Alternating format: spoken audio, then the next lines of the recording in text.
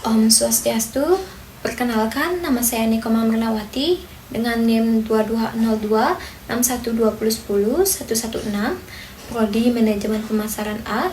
Nah, di sini saya akan menjawab soal ujian akhir semester secara lisan yang telah diberikan oleh dosen pengampu mata kuliah perilaku konsumen. Pertanyaan nomor 1, yang A, jelaskan tahapan dalam model pengambilan keputusan konsumen.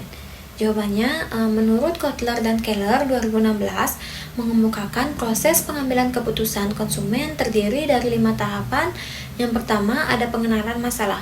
Nah, di mana dalam proses pembelian, konsumen mulai menyadari adanya masalah atau kebutuhan yang sejauh mana suatu produk mampu memenuhi harapan konsumen selama konsumen tersebut juga dapat mempengaruhi persepsi kebutuhan dan juga kepuasan konsumen terhadap produk tersebut. Nah, yang kedua, ada pencarian informasi. Nah, konsumen dapat memperoleh informasi dari banyak sumber seperti sumber pribadi yaitu keluarga atau teman, sumber komersial yaitu iklan atau pemasok, dan juga sumber publik yaitu media elektronik atau media cetak. Nah, yang ketiga, evaluasi alternatif.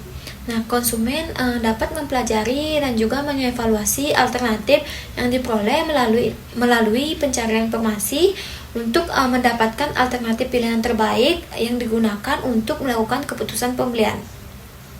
Nah, yang keempat, keputusan pembelian. Nah, di mana konsumen pada umumnya akan membeli produk yang paling sesuai dengan kebutuhannya.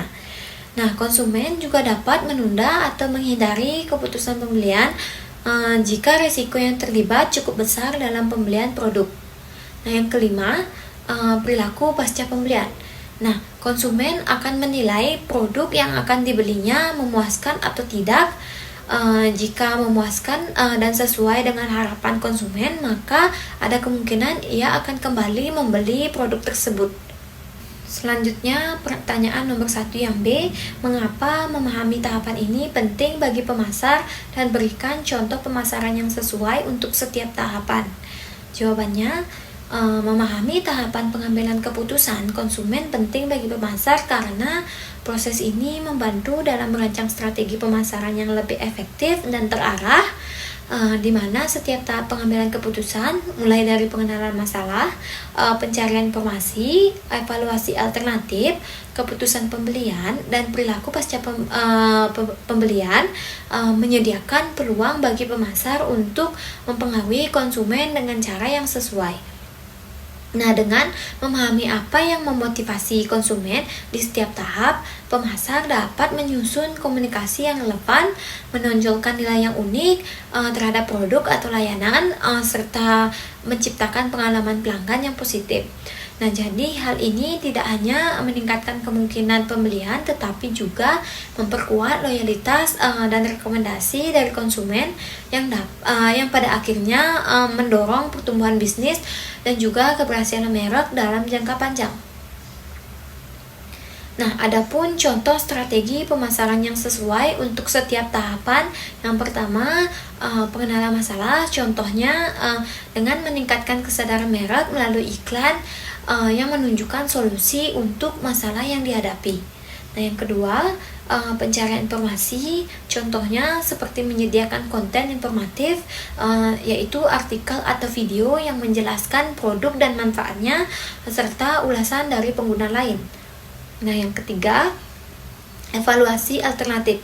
Contohnya dengan menawarkan perbandingan produk secara jelas dan memberikan penawaran menarik seperti diskon atau garansi untuk menarik perhatian konsumen. Nah, yang keempat, keputusan pembelian. Contohnya seperti mempermudah proses pembelian dengan menyediakan berbagai metode pembayaran dan layanan pelanggan yang responsif. Nah, yang kelima, perilaku pasca pembelian. Nah, contohnya seperti mengajak konsumen untuk memberikan ulasan dan rekomendasi serta menawarkan loyalitas program untuk meningkatkan kepuasan dan retensi. Untuk pertanyaan nomor 2 yang A, mengapa kelompok referen penting dalam pengambilan keputusan konsumen, dan berikan contoh bagaimana opini kelompok referen dapat mempengaruhi preferensi konsumen. Jawabannya, kelompok referen penting dalam pengambilan keputusan konsumen karena mereka memberikan norma, informasi, dan nilai yang mempengaruhi perilaku pembelian. Nah, menurut Peter dan Olson tahun 2014, kelompok referen melibatkan satu orang atau lebih yang digunakan sebagai alasan perbandingan atau acuan dalam membentuk respon afektif dan juga respon kognitif. Nah, selain itu, kelompok referen juga menciptakan tekanan sosial yang mendorong individu untuk mengikuti preferensi kelompok sehingga mempengaruhi keputusan akhir dalam proses pembelian. Contohnya, ketika konsumen membaca ulasan positif mengenai skincare yang direview oleh influencer di media sosial, maka konsumen akan membeli produk tersebut dibandingkan merek lain yang kurang dikenal. Selanjutnya, pertanyaan nomor 2 yang B, bagaimana dinamika keluarga dapat mempengaruhi keputusan pembelian? Dan jelaskan peran individu dalam konteks keputusan keluarga. Jawabannya, dinamika keluarga dapat mempengaruhi keputusan pembelian karena setiap anggota keluarga memiliki peran dan pengaruh yang berbeda dalam proses tersebut. Nah, keputusan keluarga biasanya lebih kompleks dibandingkan keputusan individu karena melibatkan banyak kebutuhan, preferensi, dan juga pertimbangan dari semua anggota keluarga. Nah, menurut Schiffman tahun 2007, adapun peranan individu dalam keputusan keluarga, yang pertama ada influencer, yaitu anggota keluarga yang memberikan informasi pada anggota keluarga lain mengenai suatu produk atau jasa. Nah, yang kedua itu ada gatekeeper, yaitu di mana anggota keluarga yang mengontrol arus informasi mengenai produk atau jasa pada keluarga. Nah, yang ketiga ada decider, yaitu anggota keluarga dengan wewenang menentukan secara sepihak atau bersama-sama untuk keputusan berbelanja, membeli, memakai, atau tidak lagi menggunakan produk atau jasa tertentu. Nah, yang keempat yaitu buyers, di mana anggota keluarga yang sesungguhnya melakukan pembelian produk atau jasa tertentu. Nah, yang kelima ada prepare, di mana anggota keluarga yang mengubah produk menjadi suatu bentuk yang layak untuk dikonsumsi oleh para anggota keluarga lainnya. Nah, yang keenam ada user, yaitu anggota keluarga yang menggunakan atau mengkonsumsi produk atau jasa tertentu. Nah, yang ketujuh ada maintenance, di mana anggota keluarga yang merawat atau memperbaiki produk sehingga ia memberikan keputusan yang berkesinambungan. Nah, yang kedelapan itu ada disposer, yaitu anggota keluarga yang memulai atau melakukan proses pembuangan atau menghentikan pemakaian produk jasa tertentu. Untuk pertanyaan nomor 3 yang A, jelaskan konsep difusi inovasi dan bagaimana hal itu terkait dengan pengambilan keputusan konsumen. Jawabannya, difusi inovasi terdiri dari dua kata, yaitu difusi dan inovasi. Nah, menurut Schiffman dan Kanuk tahun 2010, difusi sebagai proses di mana suatu inovasi dikomunikasikan melalui saluran tertentu dalam jangka waktu tertentu di antara para anggota suatu sistem sosial dan proses perubahan yang terjadi dalam struktur dan fungsi sistem sosial. Sedangkan inovasi yaitu suatu gagasan, praktek, atau benda yang dianggap atau dirasa baru oleh individu atau kelompok masyarakat. Nah, jadi difusi inovasi ini suatu proses penyebar serapan ide-ide atau hal-hal yang baru dalam upaya untuk merubah suatu masyarakat yang terjadi secara terus-menerus dari suatu tempat ke tempat yang lain, dari suatu kurun waktu ke kurun waktu yang berikut, dari suatu bidang tertentu ke bidang yang lainnya, kepada kelompok anggota dari sistem sosial. Nah, selanjutnya difusi inovasi dapat terkait dengan pengambilan keputusan konsumen karena proses penyebaran inovasi dapat mempengaruhi cara konsumen menerima dan memutuskan untuk menggunakan produk atau ide baru. Nah, pengambilan keputusan konsumen dalam difusi inovasi ini melibatkan tahapan yang dimulai dari mengenali kebutuhan akan solusi baru hingga mengevaluasi hasil penggunaan inovasi tersebut. Nah, tahapan ini mencakup yang pertama ada pengetahuan, yaitu konsumen yang pertama kali mengetahui inovasi. Yang kedua itu ada persuasi, di mana mereka menilai manfaatnya. Yang ketiga itu ada keputusan, yaitu ketika mereka memilih untuk mengadopsi atau menolak inovasi. Yang keempat itu implementasi, di mana saat mereka mulai menggunakan inovasi.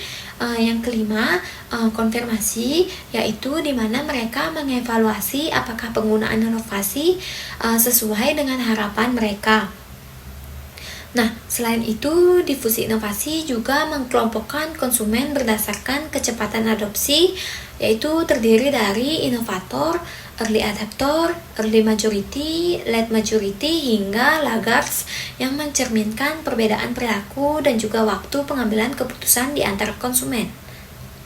Selanjutnya, pertanyaan nomor 3 yang B, apa peran pemasaran dalam mempercepat proses difusi inovasi? Untuk jawabannya, peran pemasaran dalam mempercepat proses difusi inovasi, yang pertama itu pemasaran dapat menggunakan berbagai saluran komunikasi seperti media sosial dan e-worm atau electronic word of mouth untuk menyebarkan informasi tentang inovasi dengan cepat kepada konsumen. Sehingga hal ini dapat membantu menciptakan kesadaran dan juga minat konsumen terhadap produk baru. Nah, yang kedua, melalui strategi edukasi, yaitu pemasaran menjelaskan manfaat dan penggunaan inovasi kepada konsumen sehingga dapat mengurangi keraguan dan juga meningkatkan kepercayaan yang dapat mendorong adopsi lebih cepat. Nah, yang ketiga, dapat berinteraksi langsung antara penjual dan juga konsumen melalui personal selling agar memungkinkan terciptanya produk dan juga konsistensi informasi yang lebih mendalam yang dapat meningkatkan kepercayaan dan juga minat beli. Nah, yang keempat itu yaitu dengan menerapkan strategi segmentasi, targeting, dan juga positioning agar dapat menjangkau segmen pasar yang tepat dan juga memastikan bahwa pesan inovasi disampaikan kepada audiens yang paling relevan. Nah, yang kelima itu pemasaran dapat memanfaatkan platform online untuk memperkenalkan produk secara efisien dan juga mendapatkan umpan balik langsung dari konsumen yang dapat mempercepat proses penerapan. Selanjutnya, pertanyaan nomor 4 yang A, jelaskan hubungan antara persepsi konsumen dan proses pembelajaran, serta bagaimana penggunaan stimulus dapat mempengaruhi persepsi. Jawabannya, hubungan antara persepsi konsumen dan juga proses pembelajaran saling terkait dalam pengambilan keputusan pembelian. Nah, di mana persepsi konsumen terbentuk melalui pengalaman dan interaksi dengan produk yang dipengaruhi oleh stimulus seperti iklan dan juga kualitas produk. Sedangkan proses pembelajaran konsumen melibatkan pengolahan informasi dan juga pengalaman di mana konsumen belajar dari hasil pembelian sebelumnya, baik positif maupun negatif. Nah, penggunaan stimulus dapat mempengaruhi persepsi, yaitu dengan melalui proses yang melibatkan penerimaan informasi oleh indera, di mana ketika stimulus diterima, individu akan mengorganisasikan dan juga menginterpretasikan informasi tersebut yang dapat dipengaruhi oleh faktor-faktor seperti pengalaman sebelumnya dan juga motivasi. Contoh stimulus itu seperti rasa, aroma, suara, dan juga iklan yang dapat membentuk pandangan konsumen terhadap produk. Selanjutnya, pertanyaan nomor 4 yang B, sebagai pemasar, bagaimana Anda akan merancang kampanye untuk memaksimalkan pembelajaran konsumen tentang produk baru?